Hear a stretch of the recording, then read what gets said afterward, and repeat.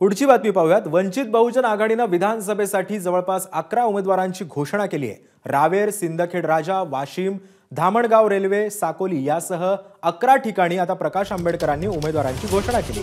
विधानसभा निवडणुकांसाठी वंचित आघाडी लवकरच जाहीरनामाही प्रसिद्ध करणार असल्याची माहिती प्रकाश आंबेडकरांनी दिली आहे। तर रावेर मतदारसंघातून वंचितने तृतीयपंथी व्यक्तीला उमेदवारी दिली आहे।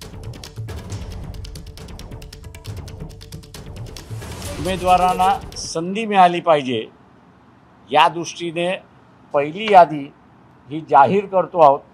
रावेर शमीबा पाटील या उमेदवार आहेत। 24 मतदारसंघ सिंदखेड राजा सविता मुंडे ह्या उमेदवार आहेत। वाशिम 34 मध्ये मेघा किरण डोंगरे ह्या उमेदवार आहेत।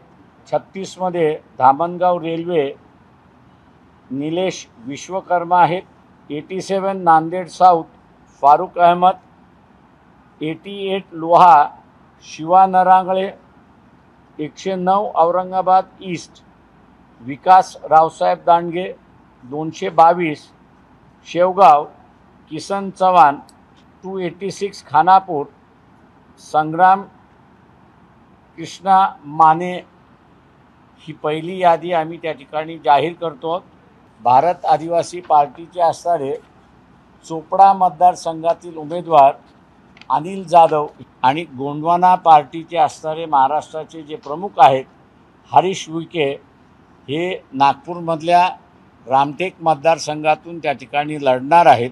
जॉईंट जाहीरनामा आणि वंचित बहुजन आघाडीचा जाहीरनामा हा आम्ही लवकरच त्या ठिकाणी इलेक्शनच्या अगोदरच म्हणजे नोटिफिकेशनच्या अगोदरच आम्ही असणारा प्रसिद्धी त्या ठिकाणी करणार आहोत।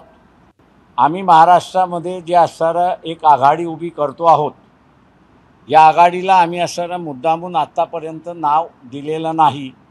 नजीकच्या कालावधीमध्ये त्याला असणारं नाव या ठिकाणी आम्ही देणार आहोत। काही जण अजून आमच्याशी बोलतात आहेत आणि त्याच्याचबरोबर इतर संघटनांशी सुद्धा बोलतात आहेत अशी परिस्थिती आहे। एका लोकसभेच्या निवडणुकांमध्ये जे आम्ही पाहिलं आहे पैशाचा महापूर होता अशी परिस्थिती आहे। या विधानसभेच्या निवडणुकीमध्ये महापुराचा महापूर येईल पैशाचा असा आम्ही त्या ठिकाणी धरून चाललेलो आहोत। एबीपी माझा, उघडा डोळे बघा नीट।